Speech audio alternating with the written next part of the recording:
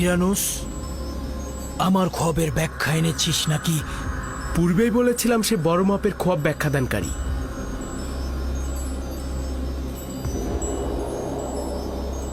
সে কি বলেছে? ইউজারশিপ বলল 60টি মোটা তাজা গরু ও 60টি সতেজ গমের শীষ 7 বছর অফুরন্ত ফসলের নিশানা, এবং শুকনো গরু ও শুকনো গমের শীষ দুর্ভিক্ষ ও শুকনো মৌসুমের নিশানা। সাবাস, এটাই হবে। এই বিশ্লেষণ আমার খোয়াবের সঙ্গে সর্বাধিক সংগতিপূর্ণ। এটাই হবে।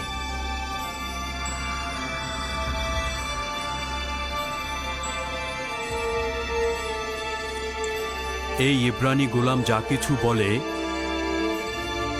আমি পরিপূর্ণভাবে বিশ্বাস করি। তুমি তাকে চিনো? কেন নয়, তার সম্বন্ধে আমি অনেক কিছুই অবগত আছি।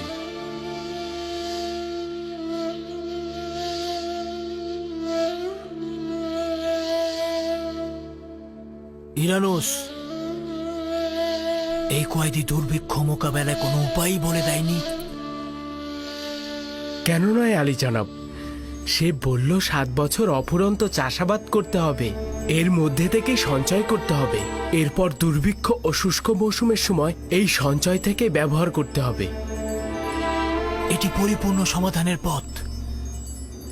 কিন্তু কিন্তু গম তো 7 বছর মজুত করা সম্ভব নয়।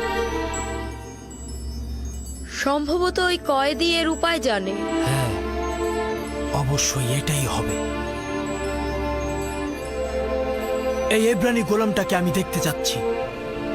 তাকে আমার কাছে নিয়ে এসো।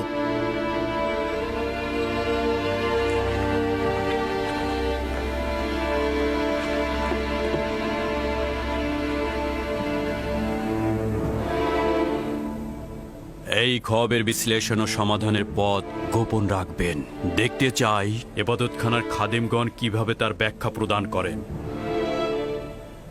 নিঃসন্দেহে এই হেকমতপূর্ণ ব্যাখ্যা অজ্ঞামোহর ও ইবাদতখানার খাদেমদের মরণ তীর হিসেবে আঘাত করবে বলে আমার বিশ্বাস। আমি নিশ্চিত যে তারা বাদশার খোয়াবের ব্যাখ্যা দিতে অক্ষম হবে।